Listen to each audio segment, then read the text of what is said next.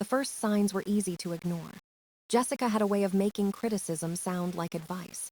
She told me what shirts looked better on me. She told me how my voice sounded weak in meetings. I thought she was just helping. She said she wanted me to succeed. But slowly, every part of my life became a target. My career, my body, my friends, my family. Nothing was safe from her judgment. If I disagreed, she called me defensive. If I stayed quiet, she called me weak. I tried to please her, thinking peace would follow. It never did. I reached my breaking point one night after another fight. Jessica called me pathetic and stormed out. I sat in silence for hours. I didn't even cry. I just felt empty. I started searching online for marriage help. That's when I found a place called Clearview Relationship Retreat. It looked peaceful. Mountains, quiet cabins, smiling couples holding hands. I showed Jessica the website. She laughed. "You think a weekend in the woods can fix you?" I said it could help us both. She rolled her eyes, but agreed. Maybe she just wanted another chance to prove she was right. The next morning, I woke up before Jessica. The air felt lighter. For once, I didn't feel trapped. I walked outside and watched the sunrise behind the mountains. It looked peaceful, untouched. I wished I could feel that way inside. Jessica came out later, already annoyed. "You're up early, trying to impress your therapist," she said. I didn't answer. I just told her I had a one-on-one session with Dr. Brooks. She shrugged. "Good, maybe she can fix what I couldn't." Dr. Brooks's office was warm and quiet. No fake smiles, no judgment, just calm. She asked about my life before marriage. I told her how confident I used to be, how I made decisions without fear, how I used to believe I was enough. Then she asked, "When did you start feeling smaller?" The question broke me. I had never thought of it that way, smaller. That word captured everything.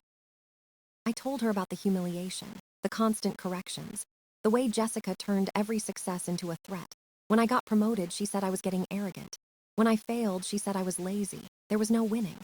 Dr. Brooks listened closely. Then she said, "What you're describing is emotional abuse."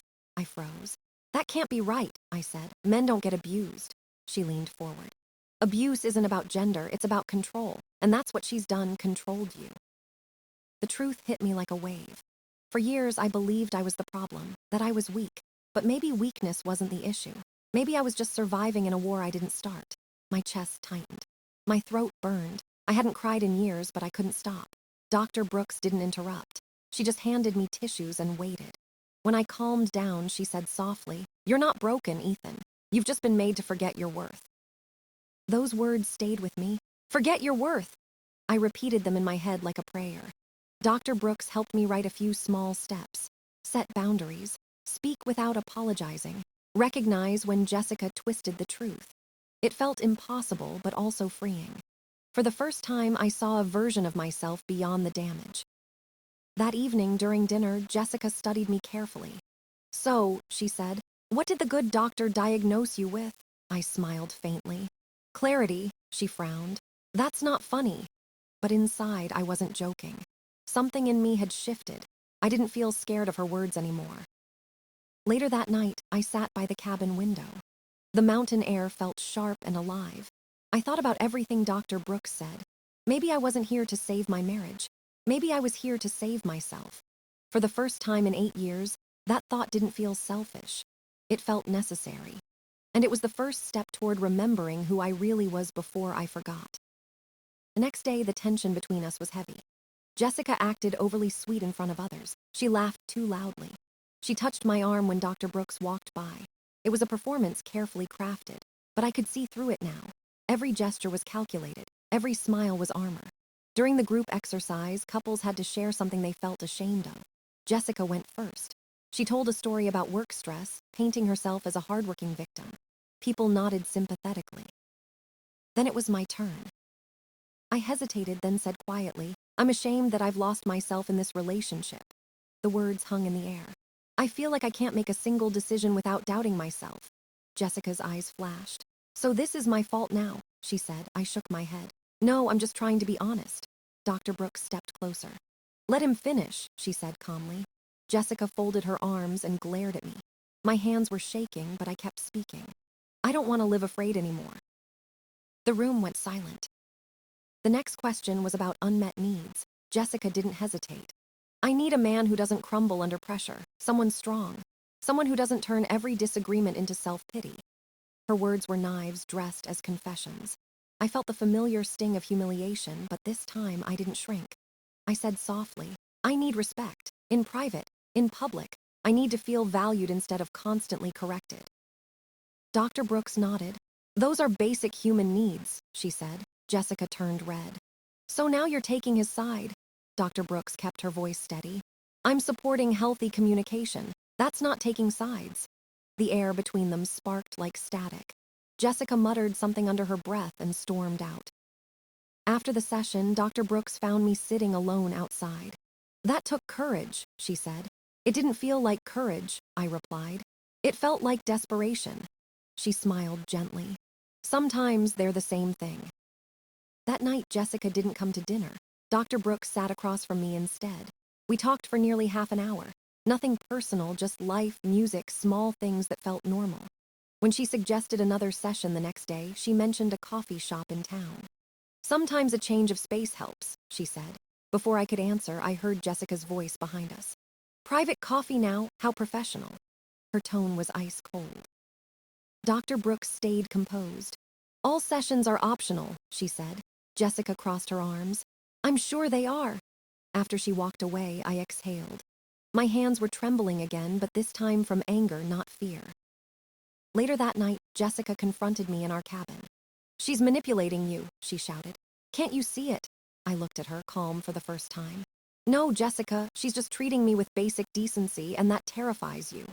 For a moment, her expression cracked. I saw fear instead of fury. I knew then that something inside her control had finally broken. And for the first time, I wasn't the one who felt small. The morning after the fight, Jessica barely spoke to me. Her silence was colder than her anger. During breakfast, she smiled at others like nothing had happened.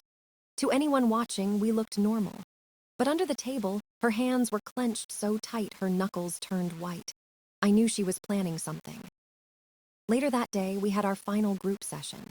Jessica turned it into a performance. She claimed Dr. Brooks had crossed boundaries, that she had manipulated me emotionally. Her voice cracked at all the right moments. Some people looked shocked, others uncomfortable. I wanted to speak, but Dr. Brooks stayed calm. She didn't defend herself. She simply redirected the conversation. Let's talk about boundaries in relationships, she said. Jessica glared at her, furious that she refused to play along. When the session ended, people started packing to leave. I saw Jessica corner Dr. Brooks near the hallway. Her tone was venomous. I know exactly what you're doing, she hissed. You think you can steal my husband with your therapist act? Dr. Brooks didn't flinch. If you have concerns, you're free to file a complaint, she said. Jessica's voice rose. Oh, I will. Everyone will know what kind of predator you are. Dr. Brooks's expression hardened slightly. I've spent 15 years helping people escape emotional abuse. Your threats don't scare me. Jessica's face went pale. For once, she had no words. The drive home was pure chaos. Jessica shouted, then cried, then threatened. If you ever talk to her again, I'll ruin you, she said. But something in me had changed. Her words didn't pierce anymore. They just drifted away like echoes. When we got home, she began her campaign. She called her friends and told them I'd been brainwashed. She called my mother, crying about how the retreat destroyed our marriage. But the story didn't land the way she expected. My mom called me directly. You sound different, she said. Stronger. I told her the truth. For the first time, I told someone everything. The insults, the humiliation, the constant fear. My mother was silent for a long time. Then she said, That's not love, Ethan, that's cruelty. My sister said the same. My best friend admitted he'd seen the change in me for years but didn't know how to help. One by one, people started seeing Jessica for who she was. Jessica filed formal complaints against Dr. Brooks. She emailed the retreat, the licensing board, even the Better Business Bureau. But Dr. Brooks had kept records of everything. Witnesses confirmed Jessica's behavior. The investigation cleared Dr. Brooks completely. In fact, Jessica was banned from attending future programs. When Jessica realized her plan had failed, she tried to hit harder. She called my boss, telling him I was unstable. She said I'd had a breakdown. My boss called me in privately. Ethan, I don't know what's going on at home, he said. But the man I see now is confident again. That was the moment I knew Jessica's control was gone. She had lost the one thing she valued most, power. And I had finally taken mine back. 4 weeks after the retreat, I moved out. I packed quietly while Jessica was at work. No shouting, no tears, just silence. I left a note that said, "I can't do this anymore." Filing for divorce felt like breathing for the first time in years. Jessica called me that night. First she begged, then she screamed, then she threatened. "You'll regret this," she said. But I didn't. I felt lighter than I had in a decade. The months that followed were hard but freeing. Jessica tried everything. She cried about missing me, then accused me of betrayal. She sent long emails about how I'd ruined her life. I didn't respond. Every message sounded like an echo of the old control. I refused to step back into that cage. I went to therapy with Dr. Brooks weekly. She helped me rebuild from the ground up. We talked about boundaries, confidence, forgiveness, not for Jessica, but for myself. At work, I started thriving again. My boss noticed. My coworkers said I looked different, more alive. I started exercising, sleeping better. I reconnected with friends I hadn't seen in years. They said it was good to have the old Ethan back. But truthfully, I wasn't the old me. I was someone stronger. Someone who finally believed he deserved peace. Jessica's downfall came slowly. Her lies began to collapse under their own weight. People stopped listening. Her friends drifted away. She moved back to her hometown trying to rewrite the story. She told everyone she was the victim, but small towns talk. Eventually, they learned the truth. Last I heard, she worked at a call center and lived with her parents. I didn't hate her. I just didn't care anymore. That was the real freedom. Dr. Brooks and I stayed in contact. At first, it was strictly professional. We processed everything I'd been through. But 6 months after the divorce, something changed. I asked her to coffee, not for therapy this time, just two people talking. It felt natural, honest, no performance. Over time, our connection deepened. Some might say it's wrong, but I don't see it that way. She didn't save me by loving me. She loved me after I'd saved myself. Now, 2 years later, I'm living my best life.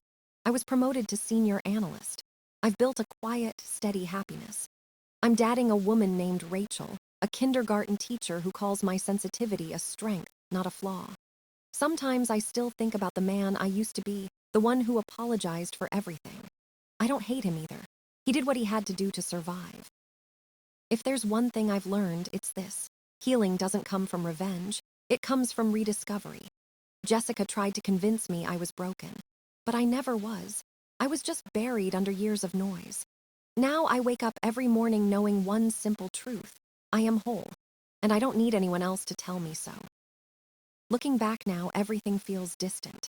The pain, the fear, the endless doubt, it all belongs to someone I used to be. I don't see myself as a victim anymore. I see myself as someone who finally woke up. Freedom didn't come all at once. It came quietly, one boundary at a time, one honest word at a time. I learned that peace isn't something someone gives you. It's something you claim for yourself. Jessica once told me I'd be nothing without her. But she was wrong. I became more than I ever was with her. I found strength in stillness, clarity in solitude, and love that feels like safety, not survival. I don't need to prove anything anymore. The best revenge isn't anger, it's happiness, the kind that glows quietly and doesn't fade. Sometimes I still hear her voice in my head, but it no longer controls me. It's just an echo, a reminder of how far I've come. I'm not broken. I never was. I just needed to remember who I am. And now I finally do.